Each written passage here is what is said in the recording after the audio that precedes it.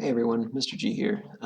So today I get to talk about our national income accounts with gross domestic product, or GDP, a word you probably hear a lot, especially in election years.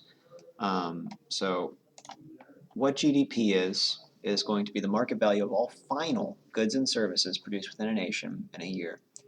So the final value, meaning that stuff used to make those things isn't included. And there's some other stuff that's really important with this term. So it's going to be within a nation, meaning that stuff that's made elsewhere isn't included. Um, and also, it's going to be within a certain year. So in order for something to be included in, say, the GDP of 2020, it would both A, have to be made in the United States for us, and also actually be made in 2020. Like if it's sold in 2020, not included because it wasn't made. Um, so it's going to measure aggregate spending, income, and output, meaning aggregate being total, like our total spending in the country, as well as income and output, depending on the kind of approach that you end up taking to it. Here's just a really great little map of the United States with our states representing the GDPs of different countries. We, as the United States, we have essentially the highest GDP of any country in the world. There are some other types of GDP, which we'll get to talk about, where we're not quite on top, but we're still very high nonetheless. So as you can see, our country alone, at the very least, makes up the GDP of 50 other countries. With here in Texas, our economy being equivalent to Canada, which is pretty crazy. California representing France, New York, Brazil. Those are big states, and those are really, really big and important countries that they are just as economically powerful as. So it's a really big thing, really, really big. So as far as what's counted in GDP then. So again, it counts all final domestic production, with domestic meaning in our country, for which there is a market transaction in that year. Again, has to be in that year. Now, used and intermediate goods are not counted in order to avoid double counting. So intermediate goods, those are going to be the things that you use to make other things. So one of the examples that I always give is tires, right? Tires can be a final good, or they could be an intermediate good, right? Tires might be a final good if you're buying a new set of tires for your car. But if you're buying a new car, then it's not included because it's an intermediate good, and the value of that tire is already being counted as part of that car. So if intermediate goods were included, I mean, essentially everything would be double the value for GDP, or even triple the value, right? So let's break it down even more. So that tire, right, it's made out of rubber. So if the purchase of the rubber was included, and then the purchase of the tire was included, and then it's sold as part of that car, it's being counted 3 times. So don't want to include intermediate goods. Used goods are also not included because they weren't produced in that year. Um, used markets are absolutely huge. Like half price books, whatever it might be. Bookstores in general, a lot of times sell used stuff. Thrift stores being a great example, antique stores, whatever it is. It's none of that's included in GDP. Non-market production is not counted, meaning extra stuff, I guess you could say, that is created. It's very much tied with black market activity, which is a really fun one to talk about. So this underground or black market activity then, meaning your local street pharmacist, perhaps. Even something like babysitting, mowing your neighbor's lawns, that's not included because it's not officially recorded activity, right? It's underground, it's under the table, it's not official. So let's go through these about which would be counted or not counted in the United States is GDP, and then why. So new United States manufactured Goodyear's tires sold to the General Motors Corporation. So their new tires being sold to GM. Let me see if it ends up, no it doesn't, okay. So that would not be included because, General Motors is another car company.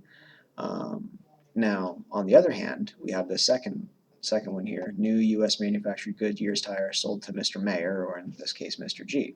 Would that be included or not? Yes, it would be included because it's that final good that I'm purchasing. So again, there's the tires example that I really like using. If it's being used to make another car for GM, then it's not going to be included because it's going to be reflected in the final price of the car. Whereas if it's being sold to me or somebody else, then yes, it is. Childcare services provided by my daughter to the neighbor's kid. I don't have a daughter, but if I did, my hypothetical daughter here, would that be included? No, it's black market activity. It's not an officially recorded transaction. Hypothetically, I'm sure the kid could be working for some kind of daycare corporation, but it's incredibly unlikely. Let's see, a new Airbus A380, number that I made up, brand new. So yes, it would be included. A new Boeing 787. That's right, it would also be included. Good job. Because again, they're new, they're being made here, so it is then going to be included in GDP. And then a new Tundra pickup truck manufactured in San Antonio by Japanese firm Toyota. So yes, San Antonio, if you're not aware, San Antonio is actually in Texas, meaning it's in the United States. So even though it's being produced by a Japanese company of Toyota, it's included in the United States' GDP, again because it's produced domestically, it's produced in our country. Now, on the other hand, say this was a Ford truck, right? A Ford being produced in Mexico. Ford is very historically American as far as companies go. Even though it's being made in Mexico, even though it's being made by an American company in Mexico, it's not considered an American product for GDP. So that is not reflected in ours.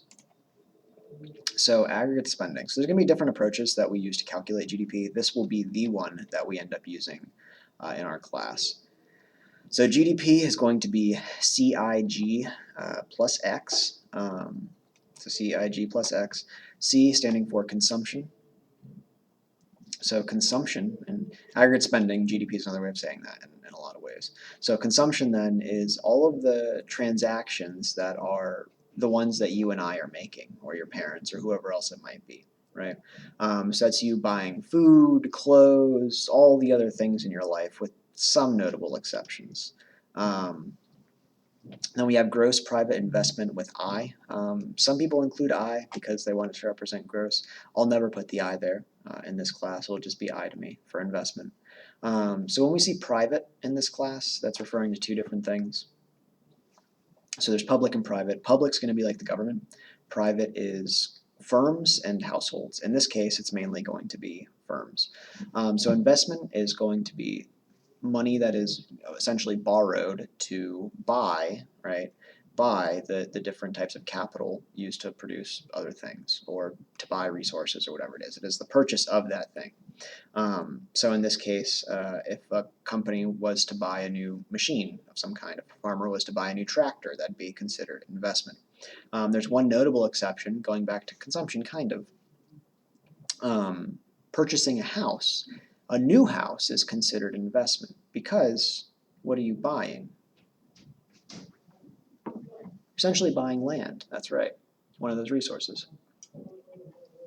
So that's one of the tricky ones.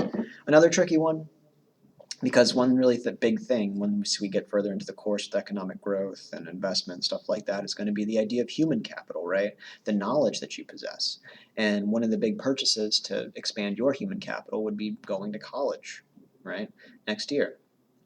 Now, the thing is with that is that that's not actually considered an investment. It's considered consumption. So something to think about. Then we got G with government spending. So this is going to be the money that the government's actually spending on stuff.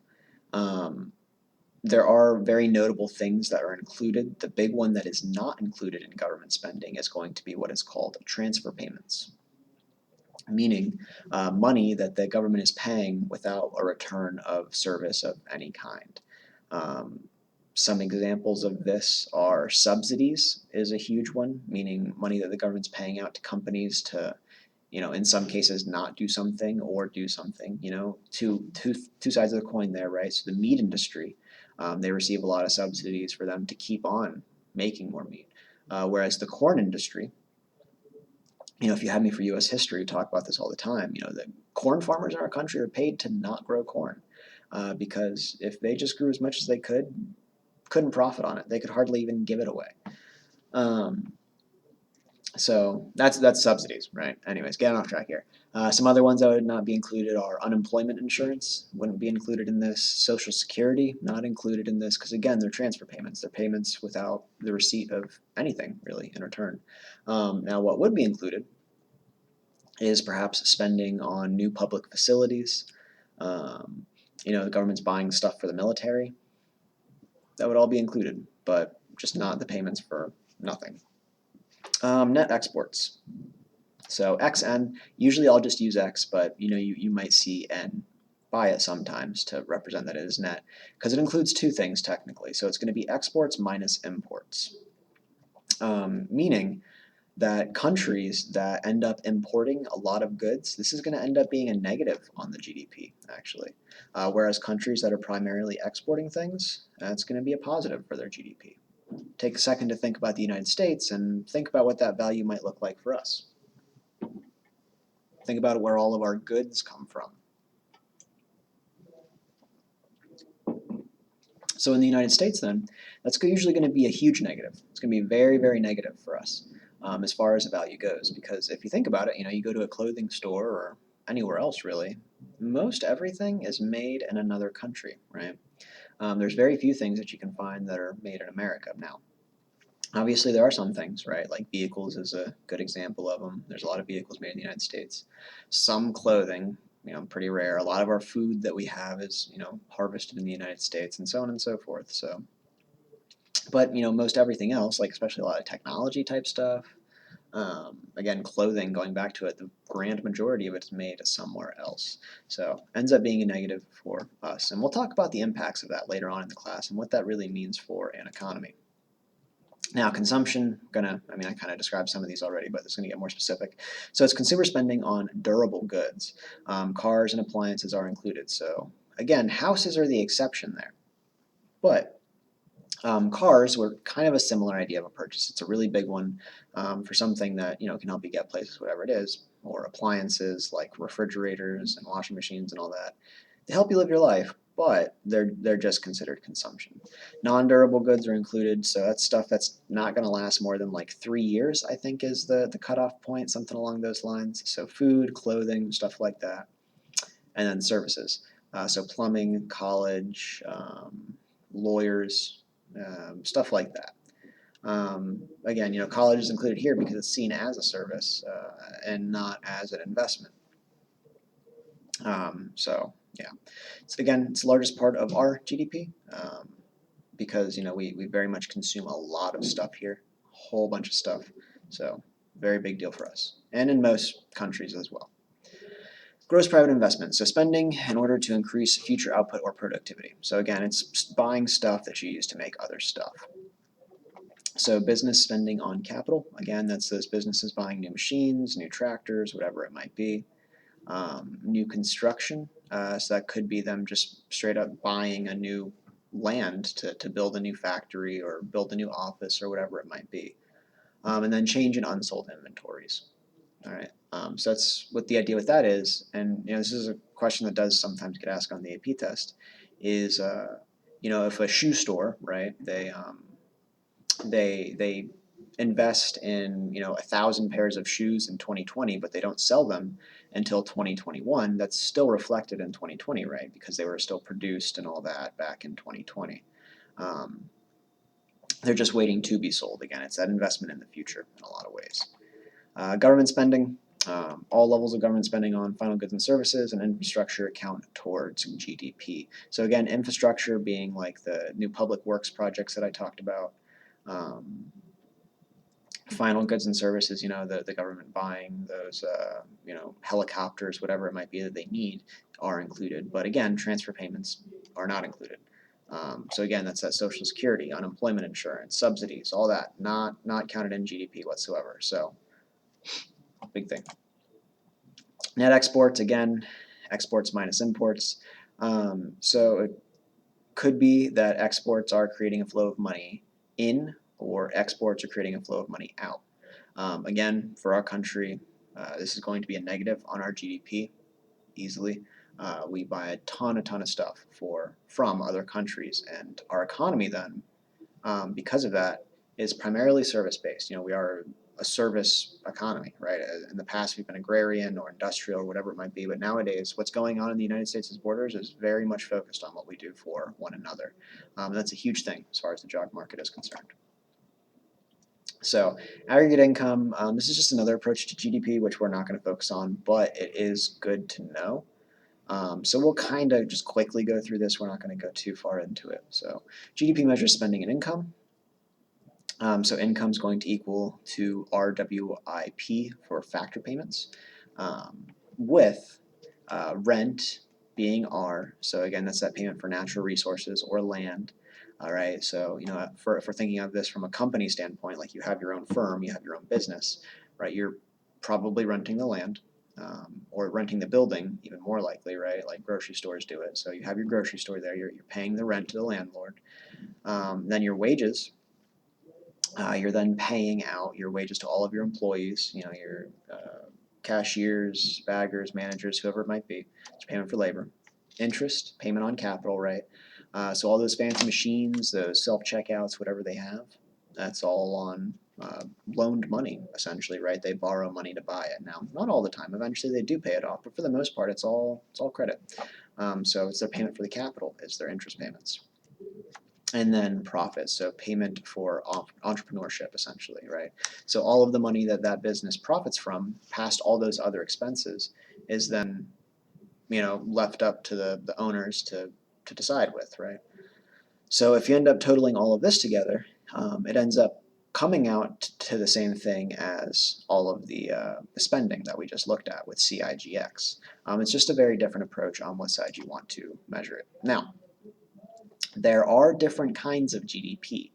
There is nominal GDP, and then there is real GDP. It says down here, real GDP is the important one, and it very much is. So nominal, looking at that word, looks pretty similar to one that I'm sure you've seen many times before, which is number. So nominal GDP is just the number of the final value, right? So, a million, like right now our GDP in the United States is insane. I don't know the exact number off the top of my head, but I think it's somewhere around 20 trillion. I'll look it up here shortly. But anyways, somewhere in that neighborhood, right? Now the thing with it is though, is over time we have this thing called inflation, which we haven't looked at just yet, but we will very shortly, where money essentially loses its value. So our nominal GDP is pretty much guaranteed to go up no matter what, right? Like if we look back at 1960, that GDP will be nothing compared to today's nominal GDP, and chances are for real GDP as well. But that's kind of not a fair comparison, right? Because we're now factoring in years and years of inflation.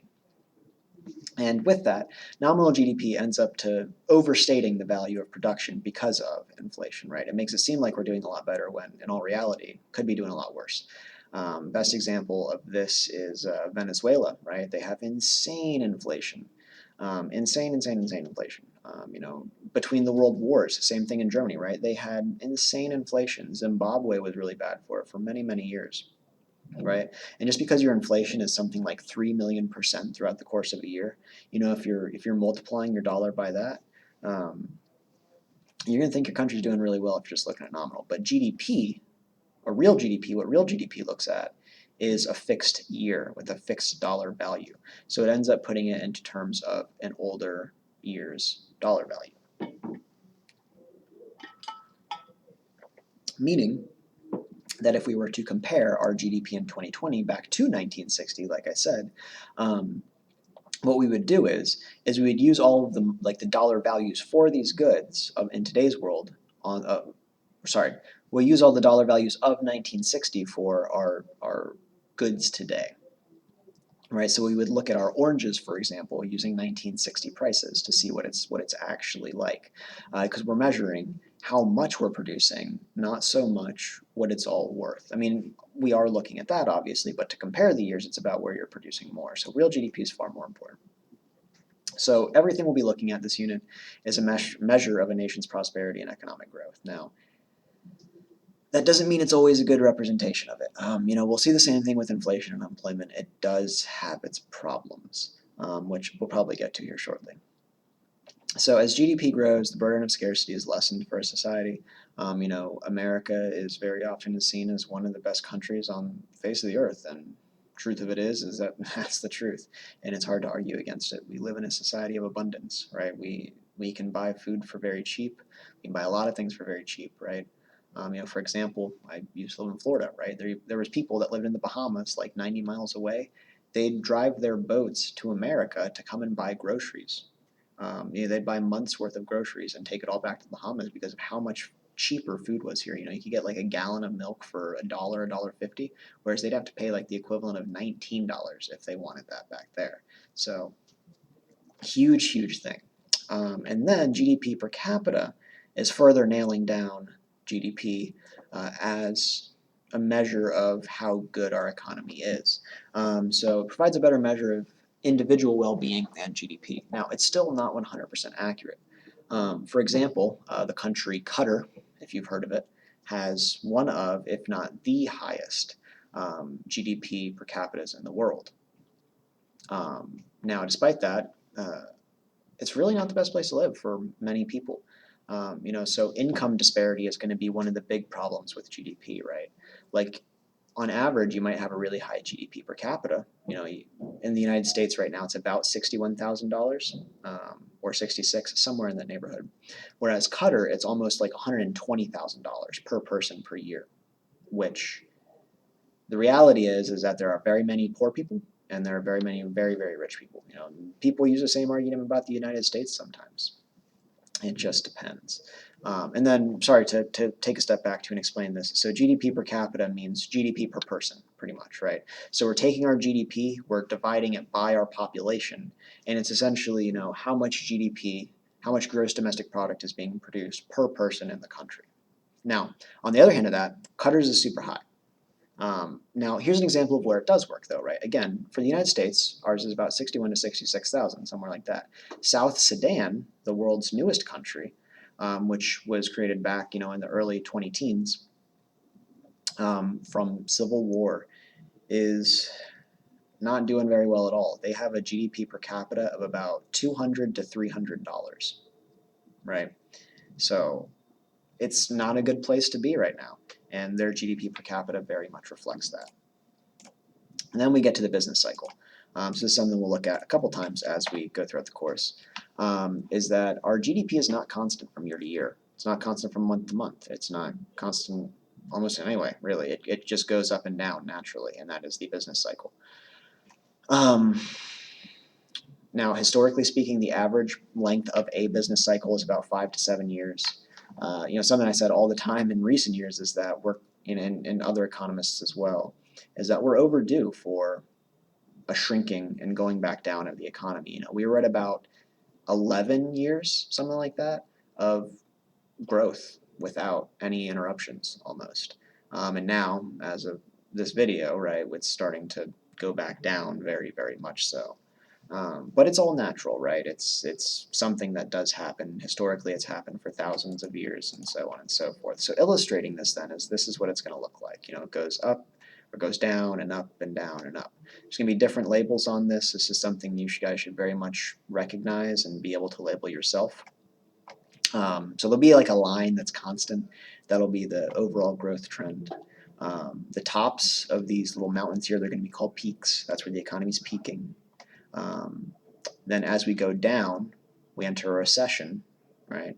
And the recession is the decline of the economy. Till we get to the trough, which is going to be the very bottom, and then the way back up to the peak is called the recovery phase or expansionary. You'll hear me say pretty often, recessionary or expansionary. So very important to know. A lot of this stuff we're going to look at in different ways throughout the course. And this is an okay, again, a lot of the stuff that we look at are very simplified versions of reality. But the good thing to know about this is that it's always trending upwards, right? Not to worry you guys for the future or anything. It's always trending upwards. Like even the Great Depression, for example, it looks even less drastic than this. Like it went down, but by the same point next year, that bottom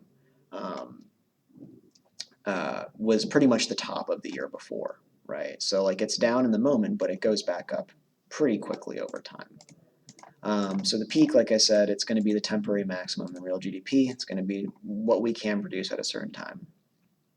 Now, this is where it's going to start comparing unemployment and inflation, which is one of the big things for our course later on, and we'll go into more detail as we get further into it. But as we're at a peak, it's assumed that unemployment is very low and the inflation rate is probably getting pretty high. Recession is the opposite, right? So recession is the one that really feels bad, but it starts reining in inflation and unemployment starts going up, unfortunately. So it feels a lot worse because people don't have jobs, but it's kind of necessary for the health of an economy to not, let its dollar value get out of its control. Troughs are the bottoms then, like we said, and recovery is where it starts going back up. Let's see what we got here. Yeah, so like I said, the phases, they last for various amounts of time. Usually, again, looking at, the up and the down and all that, the distance between them is about 5 to 7 years, something like that, to get through a full cycle there. And again, expansions have lasted longer than recessions, generally speaking. Great Depression, like I said, it's one of our best examples of a long recession / trough. Because we do stay down. I mean, even though we start trending back upwards, it's not at a very good rate. Our second best example then would be 2008 with the financial crisis, which we'll talk more about in class. And then, we don't really know what the future holds here. So causes could be a number of things, irregularity of investment, a lot of trends, stuff like that, changes in productivity. Like one of the big ones in recent years is the advent of the internet, really. You guys have had it your whole lives, but it's really only been here in a strong position for about 20 years. So that's really changed what a lot of things mean for business. Changes in total spending, again, that's stuff we'll go more into later on.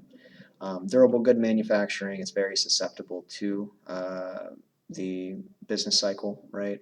We'll talk about why with an inflation rate, wow, I'm drawing blanks here. Interest rates, there we go. Interest rates, as far as people, their willingness to buy cars or big machines and stuff like that. And business cycle overall, over the years, has become a lot less impactful in a way. We've very much figured out ways to combat it and make it not as bad as it could be, in order to make sure inflation doesn't get too crazy or unemployment or something like that. So we're in good hands, and we'll learn about exactly what those controls are later on in the course. So any questions, feel free to let me know. But that is it for GDP.